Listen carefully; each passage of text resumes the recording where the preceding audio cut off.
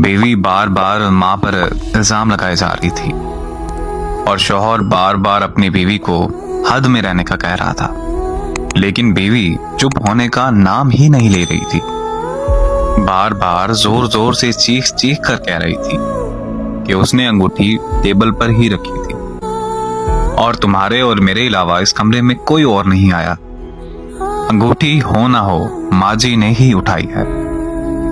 बात जब शौहर की बर्दाश्त से बाहर हुई तो उसने अपनी बीवी के गाल पर एक जोरदार तमाचा दे मारा। अभी 3 माह पहले ही तो मेरी शादी हुई थी।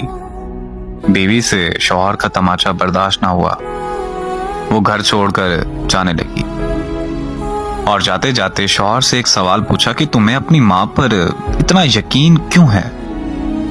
तब शौहर ने जवाब दिया। जब दरवाजे के पीछे खड़ी माँ ने सुना तो उसका सुनते ही दिल भर आया। शौहर ने बीवी को बताया कि जब वो छोटा था तो उसके वालिद का इंतकाल हो गया। मेरी माँ मोहल्ले के घरों में झाड़ू पोछा लगाकर जो कमा पाती थी उससे सिर्फ एक वक्त का खाना ही आता था।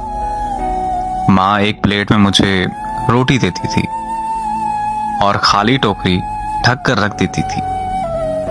मैं भी हमेशा आधी रोटी खाकर कह देता था कि माँ मेरा पेट भर गया है, मुझे और नहीं खाना। माँ ने मुझे मेरी झूठी आधी रोटी खाकर मुझे पाला पोसा और बड़ा किया। आज मैं 2 रोटी कमाने के काबिल क्या हुआ हूं, लेकिन मैं ये कैसे भूल सकता हूं कि माँ ने उम्र के इस हिस्से पर अपनी ख्वाहिशात को मारा है। वो माँ आज उम्र के इस हिस्से पर अंगूठी की कैसे भूखी होगी, ये तो मैं कभी सोच भी नहीं सकता। तुम तो 3 माह से मेरे साथ हो। मैंने तो माँ की तपस्या को गुज़िश्ता 25 सालों से देखा है।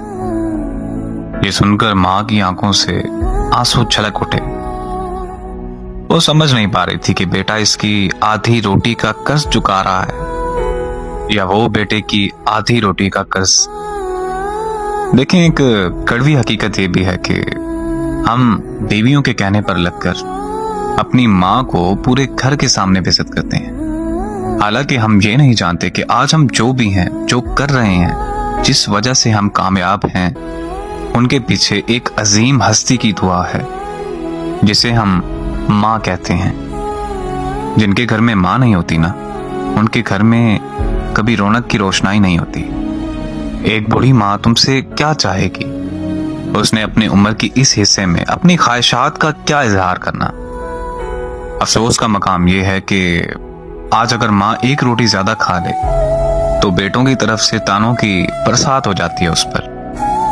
तुम उस माँ की बेकदरी कर रहे हो जिसने तुम पर पूरी जिंदगी लगा दी अपनी।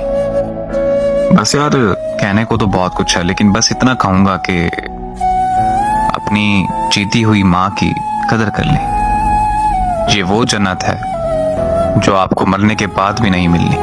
अल्लाह पाक सबकी माँओं को सलामत रखे। आमीन।